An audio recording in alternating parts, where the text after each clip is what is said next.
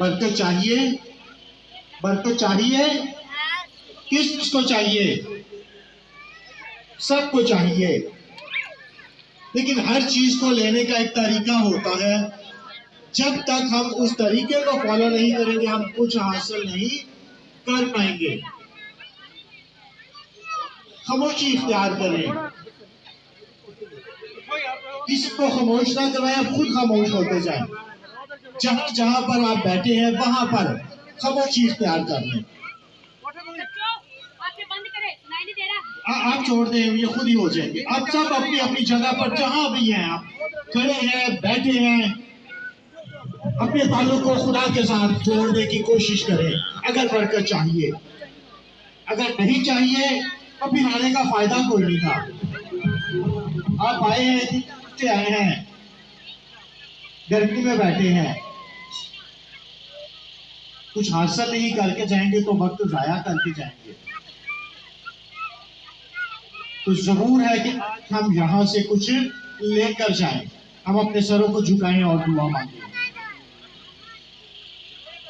मुबारक है तू खुदावंद कायनात के बादशाह, अज़ली अब्दी जलाली बाप, बराबर के खालिक मालिक बुजुर्ग आसमानी बाप। तेरी रहमतों, तेरी बरकतों के लिए तेरा शुक्र बजा लाते हैं। आज शाम के फैसले के लिए कि तूने अपने लोगों को दुनिया और उनके कामों से अलग कर लिया, ताकि तेरी हजूरी में आकर तो जिंदा खुदा के साथ अपने ताल्लुक को जोड़ सके। यकीनन खुदावंद तो अपने लोगों के दरमियान मौजूद है, क्योंकि खुदावंद यीशु नासरी तूने वादा किया है, जहां 2 या 3 मेरे नाम से जमा होंगे, मैं तुम्हारे दरमियान मौजूद हूँ। और यकीनन खुदावंद तो अपने वादे और हमारे ईमान के मुताबिक मौजूद है। तो अपने आसमानी तख्त को छोड़कर अपने लोगों के दरमियान में उतर आया है।